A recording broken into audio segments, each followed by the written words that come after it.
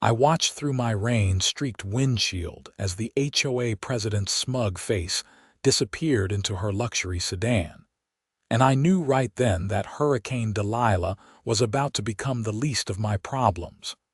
My name is Yates Quinlan, and I run a fuel distribution business in Wilmington, North Carolina. When the hurricane warnings came through 3 days ago, I immediately started preparing my fleet and coordinating emergency fuel deliveries to critical infrastructure clients. One of those clients was the Whispering Pines luxury community, an upscale neighborhood where I happened to live because my late father had purchased a property there 15 years ago. The irony was not lost on me that I both serviced and resided in this pretentious enclave. The storm was predicted to hit landfall by Thursday evening, and it was now Wednesday morning. I had just finished loading my largest fuel tanker with 15,000 gallons of diesel when my phone rang. It was Margaret Pemberton, the community manager of Whispering Pines. "Yates, thank goodness," she said, her voice tense. "I know this is short notice, but we need an emergency fuel delivery for our backup generators. The storm is intensifying faster than predicted, and we are expecting extended power outages." I checked my schedule. "I can have a tanker there by this afternoon. How much do you need? We have 3 industrial generators that service our community center, clubhouse, and the emergency shelter we are setting up. I would say we need at least 10,000 gallons to be safe." "Done. I will bring the full tanker and park it at your maintenance facility. That way, if you need more during the outage, you have got immediate access." There was a pause. "Actually, could you park it near your house? The maintenance area is flooding already, and we need the tanker on higher ground."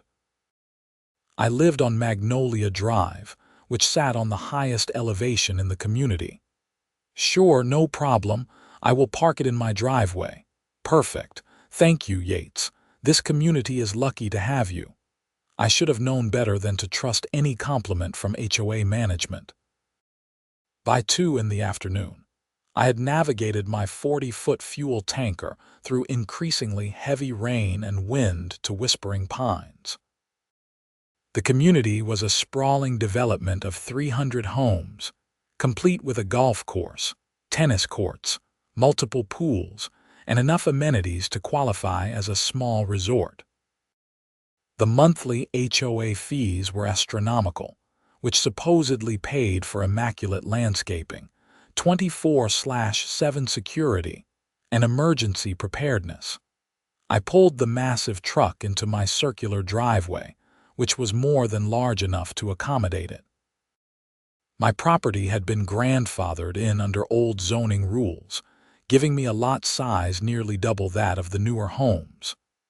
The extra space meant I could legally park commercial vehicles there, something I had verified with both the county and the original HOA bylaws when I inherited the place. Within 30 minutes of parking, my doorbell rang. I opened it to find Brenda Hutchinson, the current HOA president, standing there with an oversized umbrella and an expression that could curdle milk. Brenda was everything you would expect from a stereotype brought to life. Mid-50s, severely highlighted blonde hair styled in that aggressive angular cut, designer athleisure, where that had never seen actual exercise, and a perpetual look of barely contained outrage. She had been HOA president for 2 years and had made it her personal mission to turn Whispering Pines into her own private kingdom. "Yates, what is that monstrosity doing in your driveway?" she demanded, not bothering with pleasantries. "It is a fuel tanker, Brenda." Margaret requested an emergency delivery for the generators. "I am keeping it here so the fuel is accessible during the storm." "Absolutely not. This is a residential community, not a truck stop. You need to move it immediately." I felt my jaw tighten. "It is an emergency situation. We have a hurricane arriving in less than 30 hours. This fuel is for the community's backup power.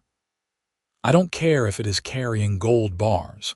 It is unsightly, it is probably leaking toxic chemicals, and it violates our community standards. Section 12. Paragraph 4 of the HOA bylaws clearly states that no commercial vehicles over 20 feet may be parked in visible areas for more than 2 hours. Section 12 was amended in 2019 to allow exceptions for emergency services and utilities. This qualifies. Her eyes narrowed. I am the president of this HOA, and I am telling you that truck is a violation. Move it, or I will have it towed. You cannot be serious. This is emergency preparedness for the entire community. I am completely serious. You have 2 hours. She turned on her designer sneakers and marched back to her car. I immediately called Margaret Pemberton. Did you not clear this with Brenda? Margaret's sigh told me everything. She was supposed to be in Charlotte visiting her daughter. I had board approval from everyone else. Yates, just give me an hour, I will sort this out. That hour came and went. I called Margaret 3 more times, each going to voicemail. The rain was now coming down in sheets and the wind had picked up significantly. The National Weather Service had upgraded Delilah to a Category 4, and the governor had declared a state of emergency. The last thing I needed was HOA drama. At exactly 4 o'clock, a flatbed tow truck from Reliable Towing appeared at my driveway. The driver, a weathered man in his 60s, approached my door looking apologetic. Sorry, buddy. I got a call from your HOA. They want this tanker towed. You cannot tow a loaded fuel tanker. Do you have any idea how dangerous that is, especially with a hurricane coming? He shrugged helplessly. Lady on the phone was real insistent, said it was unauthorized and blocking emergency access. She has already paid the fee. It is not blocking anything. This is my private property and that fuel is for the community's generators. Look, I am just doing my job. Take it up with your HOA. I stepped outside into the driving rain. You are not taking that truck. I own the fuel company, and I am telling you that moving a loaded tanker in these conditions is both dangerous and unnecessary. The driver pulled out his phone and made a call. A moment later, he handed it to me. Brenda's voice shrilled through the speaker. Mr. Quinlan, that truck is being towed. If you interfere, I will call the police and have you arrested for obstruction. Brenda, this is insane. Where exactly do you want him to tow 15,000 gallons of diesel during a hurricane? That is not my problem. You should have thought about that before violating community standards. The truck is being relocated to the public storage facility on Highway 17. That facility is in a flood zone. You are going to strand critical emergency fuel in an area that will be underwater by tomorrow night. Then I suggest you make better parking choices in the future. She hung up. I turned to the tow truck driver, who looked increasingly uncomfortable. Please do not do this. That fuel is needed here. People's safety depends on it. Sir, I got to make a living. The HOA has a contract with our company. If I do not do this, I lose the account. For a moment, I considered physically blocking the truck, but I knew that would only make things worse. Instead, I pulled out my phone and documented everything, taking photos and video of the tow truck, the driver, and my tanker. I called my insurance company, my lawyer, and filed an official complaint with the County Emergency Management Office. None of it mattered. Within 90 minutes, my fuel tanker was being hauled away through worsening weather conditions to a storage lot that would almost certainly flood. I watched 15,000 gallons of diesel, worth over $50,000, disappear into the storm.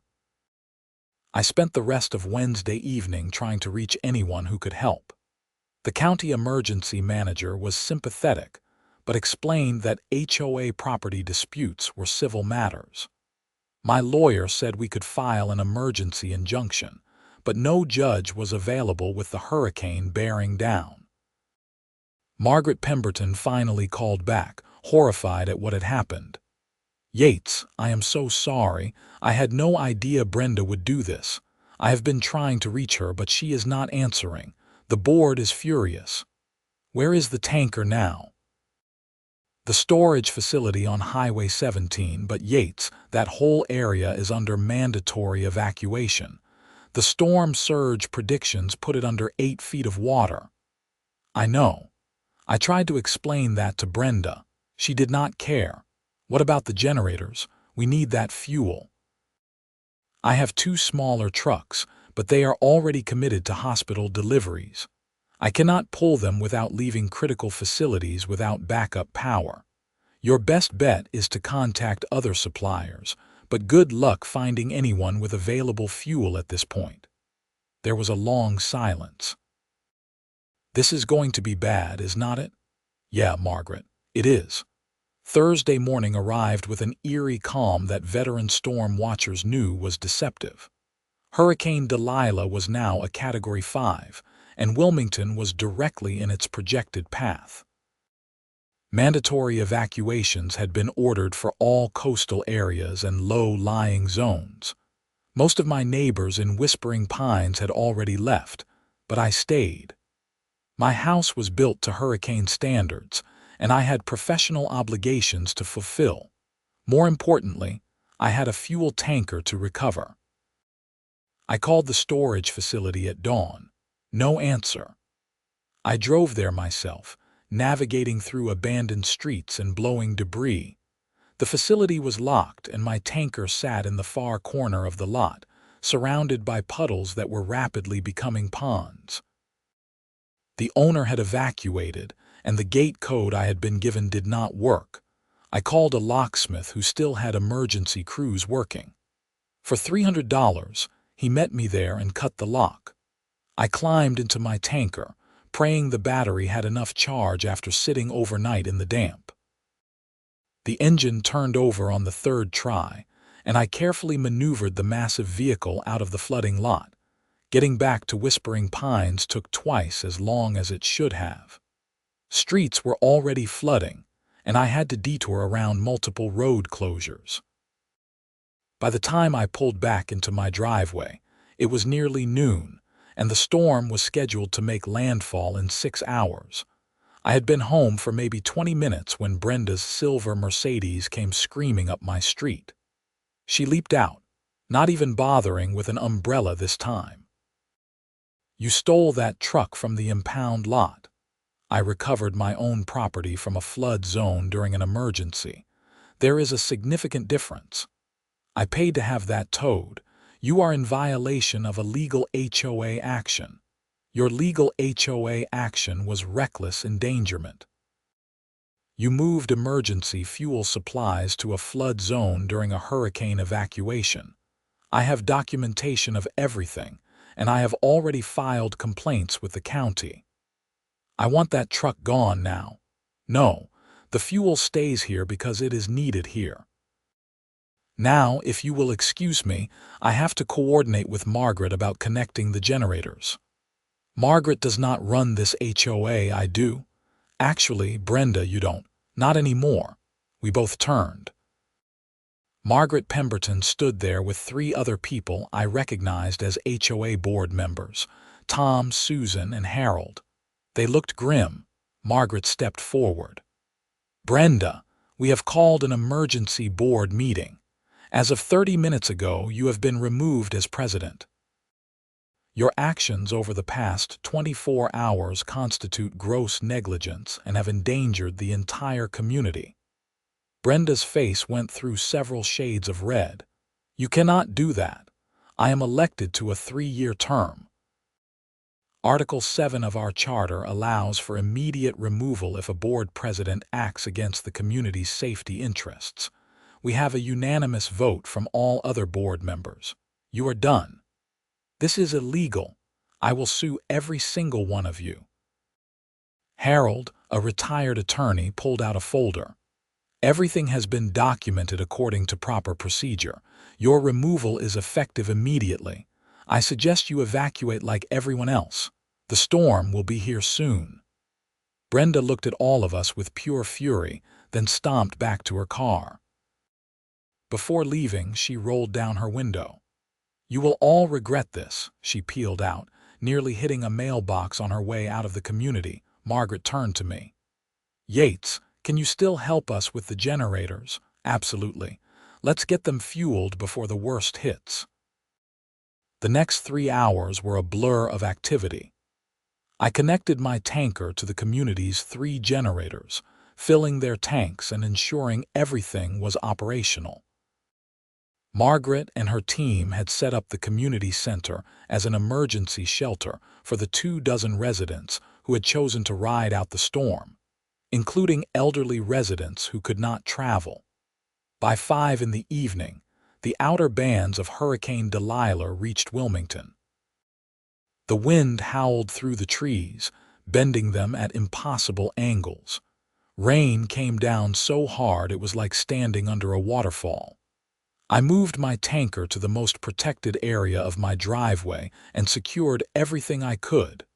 The power went out at 6:30. Within minutes, the generators kicked on, providing electricity to the community center, the shelter, and critical systems throughout Whispering Pines. I monitored everything from my house, which had its own smaller generator. The storm raged through the night. Trees fell, fences were destroyed, and the flooding was extensive. But the generators kept running and the fuel held out. Friday morning brought devastating views. Wilmington had taken a direct hit. Much of the coastal area was destroyed, and inland flooding was catastrophic. My phone had no signal, but my emergency radio reported that the death toll was still being assessed and rescue operations were underway throughout the region. I checked on the community center. Everyone was safe, tired, and grateful for the electricity that kept them comfortable through the night. Margaret hugged me with tears in her eyes. "You saved lives, Yates.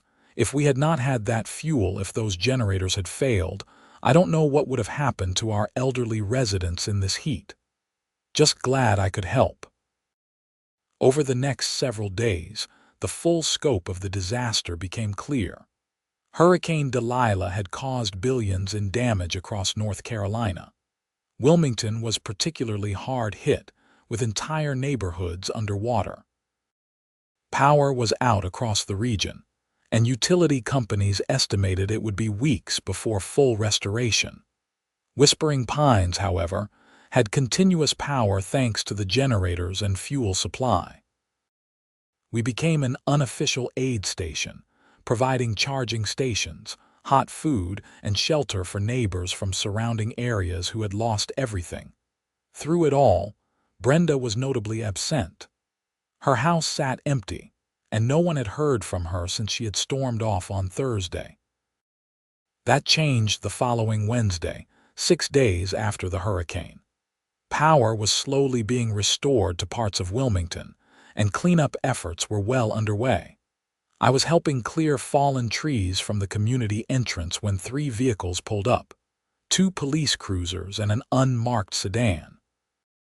Detective Lisa Chen from the Wilmington Police Department approached me. "Are you Yates Quinlan?" "Yes, officer. Is something wrong?" "I need to ask you some questions about an incident last week involving a fuel tanker and your HOA." My stomach dropped. "Of course. What is this about?" "We have received a complaint from Brenda Hutchinson, alleging that you stole a commercial vehicle from a private impound lot during the mandatory evacuation. She is also alleging that you threatened a tow truck driver and filed false reports against her." I took a deep breath. "Detective, I have extensive documentation of everything that happened. Would you like to see it?" "I would." I invited her into my house and spent the next hour walking through the entire timeline.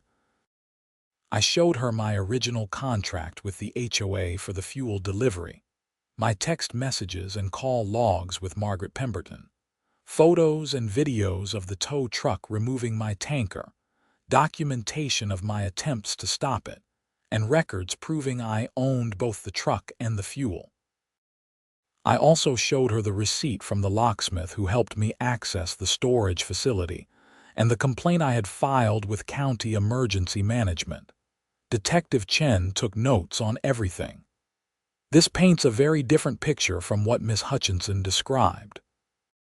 I can also provide testimony from multiple witnesses, including the current HOA board and residents who benefited from the generator power during the storm. That would be helpful. Let me be straight with you, Mr. Quinlan. When we first got this complaint, it seemed like a clear case of theft and trespassing. But looking at your documentation and the timeline, it appears you were trying to protect your property and fulfill an emergency service contract. That is exactly what happened. The problem is, Miss Hutchinson is claiming you violated a legal HOA enforcement action. She says the towing was authorized under community bylaws. It was not.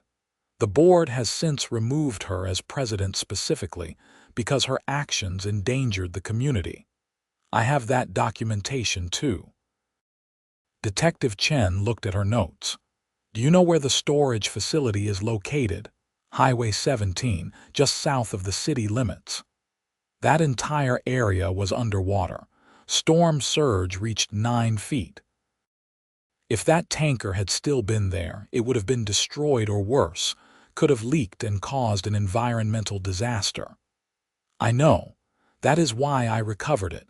She closed her notebook. Mr. Quinlan, I am going to recommend that no charges be filed against you.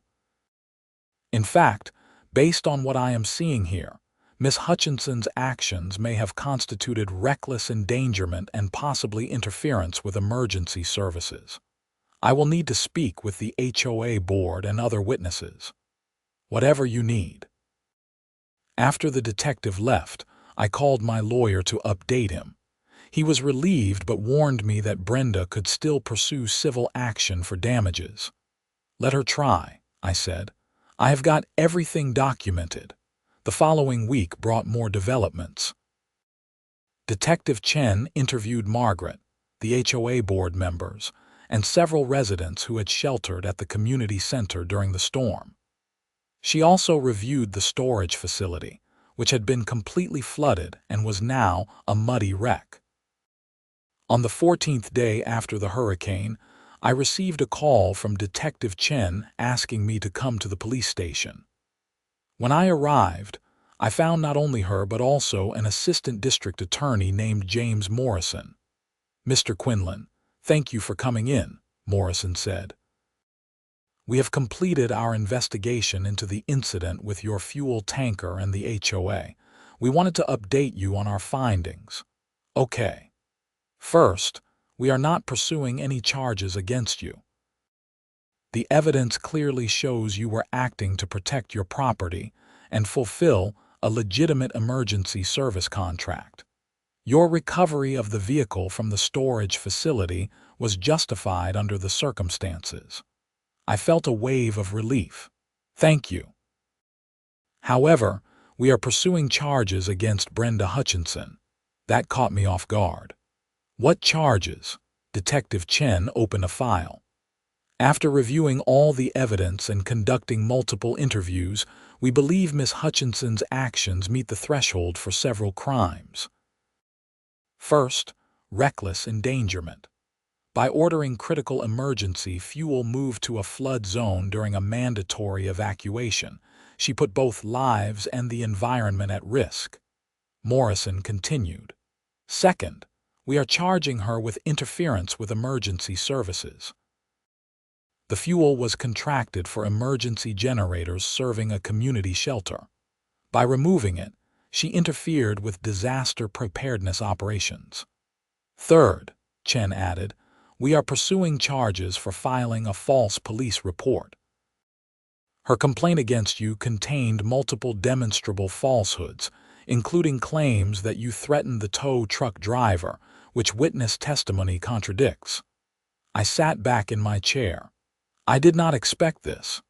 Neither did we when we first got the complaint, Morrison said. But the more we investigated, the clearer it became that Miss Hutchinson abused her position and endangered people during a crisis.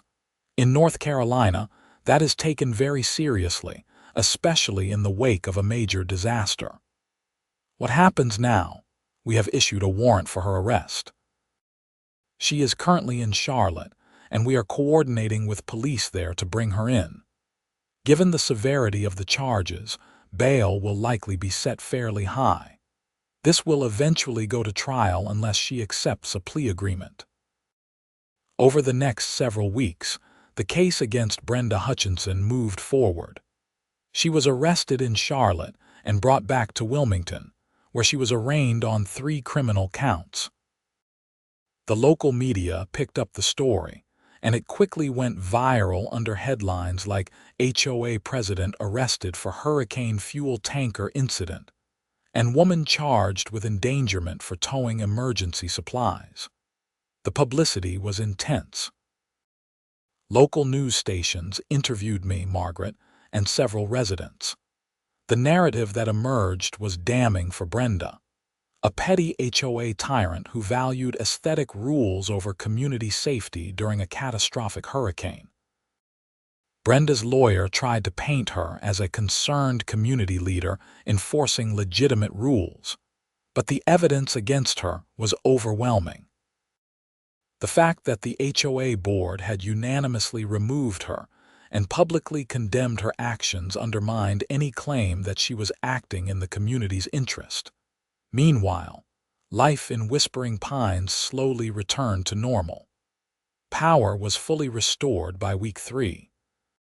Cleanup continued for months, but the community had weathered the storm better than many others in the region. The generators, powered by the fuel that Brenda had tried to remove, had proven crucial for dozens of vulnerable residents.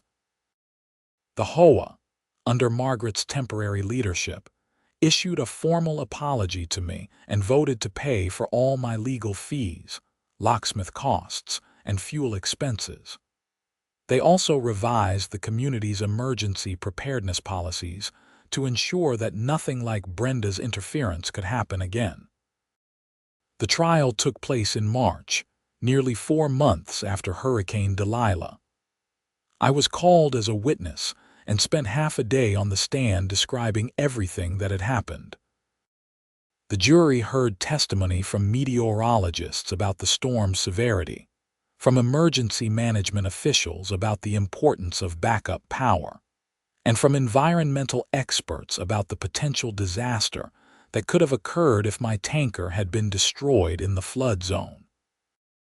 They also heard from elderly residents who had sheltered at the community center, several of whom had serious health conditions that required electricity for medical equipment. One woman, 83-year-old Dorothy Martinez, gave particularly powerful testimony. "If those generators had failed, I would have died," she said simply. "My oxygen concentrator needs electricity. Mr. Quinlan's fuel kept that generator running. Miss Hutchinson tried to take that away over parking rules. She nearly killed me over parking rules." The jury deliberated for less than 3 hours. They found Brenda Hutchinson guilty on all counts. At sentencing, the judge was stern.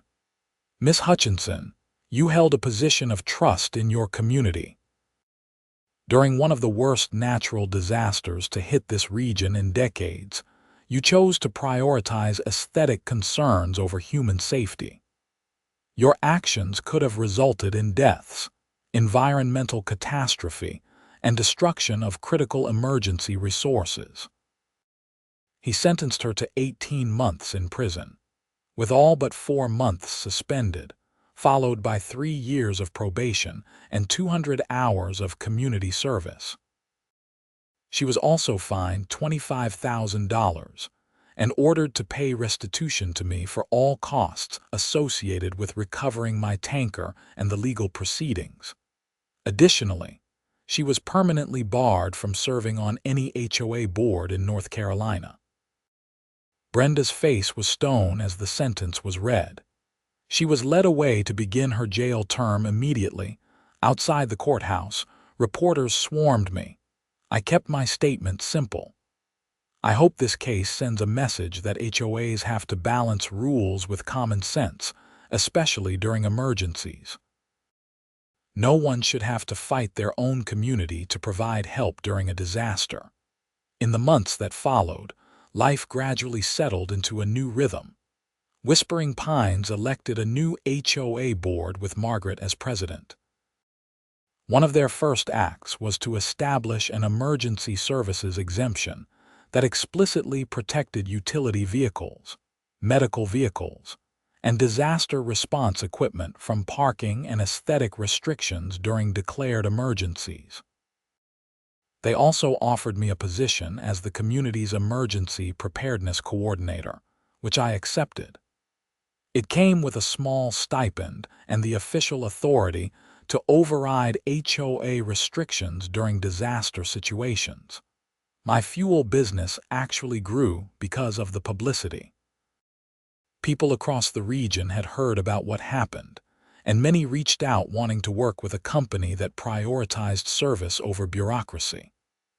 I hired 3 additional employees and added 2 more trucks to my fleet. The lawsuit I was worried about never materialized. Brenda's lawyer advised her that any civil action would be unwinnable given her criminal conviction, and it would likely result in additional sanctions. She let it go. I ran into her once after she was released from jail. It was at a grocery store in downtown Wilmington, about 8 months after the sentencing.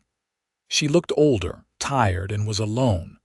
Our eyes met across the produce section. For a moment, neither of us said anything.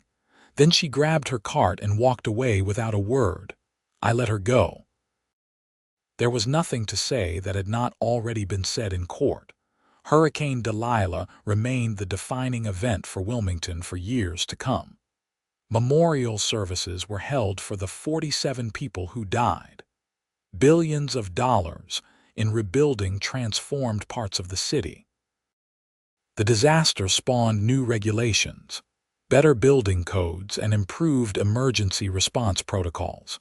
And in one upscale community called Whispering Pines, it became the story of how petty tyranny almost cost lives and how common sense ultimately prevailed. 2 years after the storm, on the anniversary of landfall, Whispering Pines held a community gathering at the center where so many had sheltered during those dark hours. Margaret organized the event as both a memorial and a celebration of how the community had come together. I was invited to speak. Standing before my neighbors, looking at the faces of people I had known for years and new residents who had only heard the story, I felt an unexpected surge of emotion. When my father bought his house here 15 years ago, he told me that home was not just a building but a community. I began. For a long time, I did not fully understand what he meant. I paid my HOA fees, followed the rules, and kept to myself. I paused, collecting my thoughts.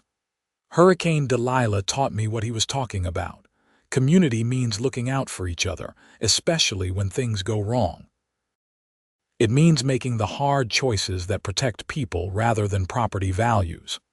It means understanding that some things, rules, aesthetics, and regulations, matter less than human lives. Dorothy Martinez, now 85 and still going strong, called out from the audience, "Tell them about the tanker." Everyone laughed. The story had become somewhat legendary in the community. "The tanker was just me doing my job," I said. But what happened after taught all of us important lessons about leadership, accountability, and what really matters during a crisis. We learned that communities are only as strong as their willingness to put people first. Margaret stood and joined me at the front. We also learned that having the right person in the right place at the right time can make all the difference. Yates, on behalf of everyone here, thank you for fighting to keep that fuel where it was needed. You saved lives. The applause was generous, but I knew the truth. It was not heroism, just stubbornness and a refusal to accept a senseless decision. If anything, the real heroes were the people like Margaret who stood up to flawed leadership when it mattered most. As the gathering continued with food and music, I found myself talking with Tom, one of the board members who had voted to remove Brenda. "You ever wonder if we overreacted?" he asked. "I mean, with the criminal charges and everything." I considered the question. "Honestly, no. Brenda made a choice that could have killed people. She did it knowingly during a hurricane because she cared more about her authority than safety. If there is ever a time to hold someone accountable, that is it. You are right. I guess I still feel bad about how it all ended." "I get that. But her ending is not our responsibility. She chose her actions. We just chose not to let those actions define our community." Tom nodded slowly. "That is a good way to look at it." As the sun set over Whispering Pines that evening, casting long shadows across repaired fences and replanted gardens, I thought about how much had changed. The physical damage from Hurricane Delilah was mostly erased now. New trees grew where old ones had fallen. Fresh paint covered wind-scarred walls. Life had moved on, but the lessons remained. Our community was stronger not because we had avoided disaster, but because we had faced it together and learned what really mattered. I drove home as the gathering wound down, passing the spot where my fuel tanker had sat during those frantic hours before the storm. My driveway looked normal now, just a typical suburban home in a typical community. But I knew better. This place, like so many communities across America, was a complicated mix of rules and personalities, good intentions and terrible judgment. The difference between tragedy and triumph often came down to individual choices in critical moments. 3 years after Hurricane Delilah, I was preparing dinner when my phone rang. It was a number I did not recognize. "Hello, Mr. Quinlan. This is Sandra Patterson from the North Carolina Emergency Management Division. Do you have a few minutes?" "Sure, what can I do for you?" "We are developing new guidelines for HOA governance during declared emergencies. Your case with Whispering Pines has been cited in multiple policy discussions, and we would like your input on practical measures that could prevent similar situations." I sat down at my kitchen table. "I would be happy to help." Over the next hour, we discussed specific recommendations. Mandatory emergency services exemptions in all HOA bylaws, state-level authority to override local restrictions during disasters, legal protections for essential services providers, and accountability measures for HOA leadership that endangered residents. What we are trying to prevent is another situation where someone in authority makes the same choices your HOA president made, Sandra explained. Your willingness to fight back, and the fact that you had documentation and resources, meant things turned out okay.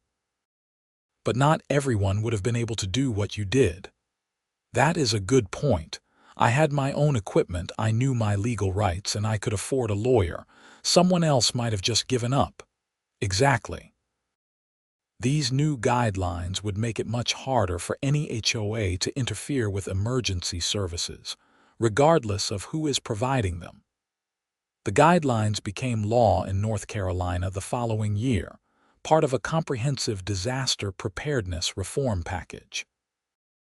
Similar laws were adopted in Florida, South Carolina, and several other states prone to hurricanes. It became known informally as the Delilah Protocol, though the official name was far more bureaucratic.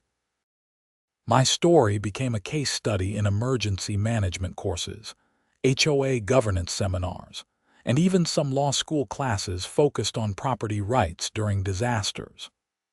I was invited to speak at conferences and training sessions, sharing lessons learned from those chaotic days.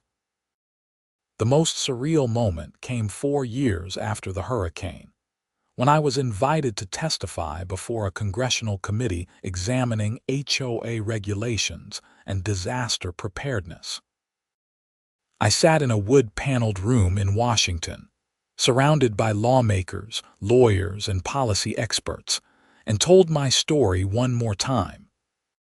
The fundamental issue, I concluded my testimony, is that HOAs wield significant power over people's homes and safety, but they often lack oversight and accountability. During normal times, this might mean petty disputes over fence heights or mailbox colors. During emergencies, it can mean the difference between life and death.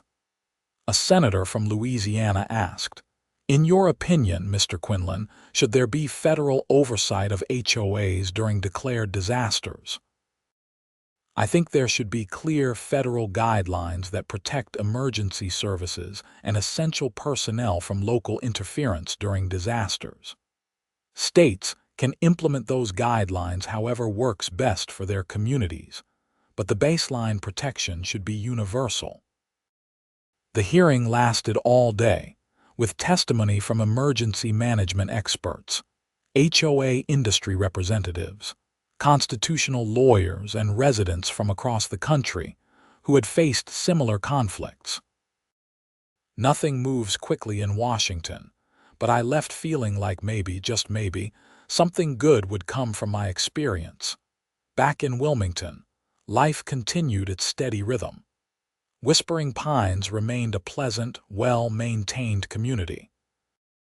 Margaret served as HOA president for 4 years before stepping down, and her successor, a retired engineer named Patricia, maintained the community-first approach that had emerged from the disaster. I expanded my fuel business further, opening a second location and specializing in emergency preparedness contracts with municipalities, hospitals, and large facilities. The lesson from Hurricane Delilah that critical infrastructure needs reliable fuel supplies and backup plans became my business model. I also got married.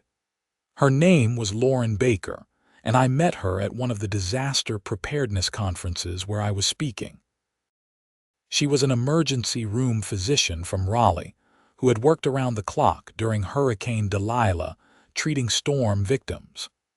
We connected over shared experiences from that terrible time and found we had much more in common than disaster stories. Lauren moved to Wilmington, and we bought a new house, still in Whispering Pines because despite everything, it really was a good community. Our neighbors threw us a wedding reception at the community center, the same building that had served as a hurricane shelter all those years ago. Dorothy Martinez, now 87, gave a toast that brought down the house.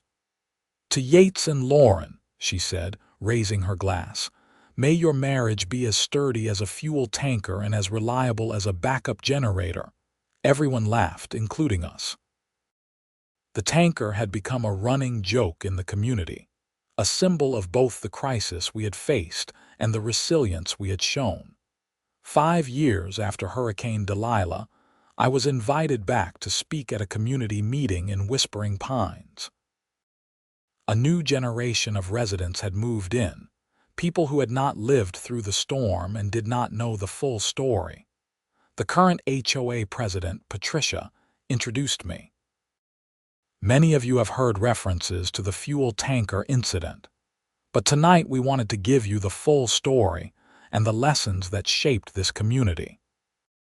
I walked them through everything, from my initial contract with the HOA to deliver emergency fuel, through Brenda's interference, the storm itself, the legal aftermath, and the changes that resulted. I showed photos of the flooding, the generators in operation, and yes, my tanker parked in the driveway where it had become such a point of contention. During the question period, a young woman raised her hand. "Do you think what happened to Miss Hutchinson was fair? I mean, she went to jail." It was a question I had been asked many times, and my answer had evolved over the years. "I think accountability was appropriate," I said carefully. Did I want to see her go to jail? No, honestly, I did not. But I also could not ignore that her actions, if they had gone unchallenged, could have resulted in deaths. Dorothy Martinez and others like her depended on that generator power for life-sustaining medical equipment. I paused, organizing my thoughts. Justice is not about revenge. It is about acknowledging harm and preventing future harm. The legal consequences Brenda faced sent a clear message that you cannot endanger people, even if you have authority, even if you think you are just enforcing rules. That message needed to be sent. An older man spoke up. I served on HOA boards for 20 years. What happened here changed how I thought about leadership. Rules exist to serve the community, not the other way around. That sparked a broader discussion about HOA governance, emergency preparedness, and community values. It went on for nearly 2 hours, far longer than the scheduled meeting time, because people were genuinely engaged with the questions at the heart of the story. How do we balance order with flexibility? When do rules serve us, and when do they constrain us? What does real leadership look like during a crisis? How do we hold leaders accountable without destroying them? These were not simple questions with easy answers, but they were worth asking. As the meeting ended and people filtered out, a teenage boy approached me shyly. "Mr. Quinlan, I am doing a school project on Hurricane Delilah. Could I interview you? Of course. When do you need it by? Next week. I could come to your office if that is okay." "That works. Bring good questions." He grinned and ran off to find his parents.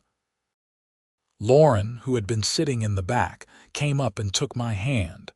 "You are really good at this, you know, telling the story in a way that makes people think. I've had a lot of practice. Still, not everyone could do it without getting bitter or angry. You just present what happened and let people draw their own conclusions. Because that is all I can do. I cannot control how people interpret the story. I can just tell the truth and trust them to learn what they need from it." We walked out into a perfect spring evening. Hurricane season would start again in a few months, as it did every year. Wilmington and the entire Carolina coast would prepare, stock supplies, check generators, and hope the storms would miss us this time. But we would be ready. And if another crisis came, this community would face it together, with clear priorities and strong leadership. That was the real legacy of Hurricane Delilah and the fuel tanker that became famous for being in the right place at the wrong time. Not the drama, not the criminal trial, not even the policy changes, though those mattered. The real legacy was a community that learned what truly mattered when everything else was stripped away by wind and water and fear. We learned that people were more important than property. Safety was more important than aesthetics, and common sense was more important than rigid rules. We learned that leadership meant making hard choices for the right reasons, even when it was uncomfortable or unpopular. And we learned that accountability, real accountability, was essential for trust. These lessons came at a cost, both financial and personal. But they were lessons worth learning, and I would not trade that knowledge for anything. 7 years after Hurricane Delilah, on a warm September afternoon, I stood in my driveway, the same driveway where this whole story began, and watched as a fuel tanker pulled up. My company now had 12 trucks and 30 employees, making us one of the largest emergency fuel suppliers in eastern North Carolina. This particular tanker was making a routine delivery to Whispering Pines generators for their quarterly maintenance and testing. The current property manager, a competent man named Richard, met me there with paperwork. "Everything looked good?"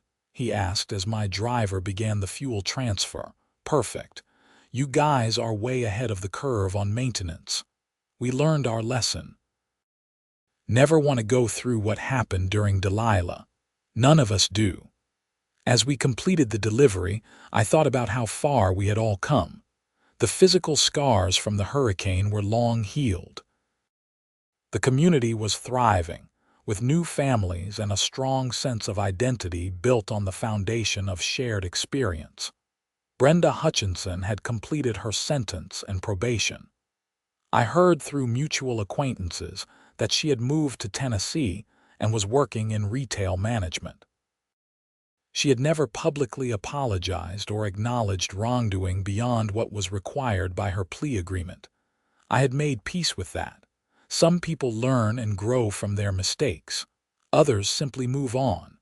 That was her choice to make. What mattered was that the community she had once led with such rigid authority had transformed into something better. Rules still existed, standards were maintained, but always with the understanding that people came first.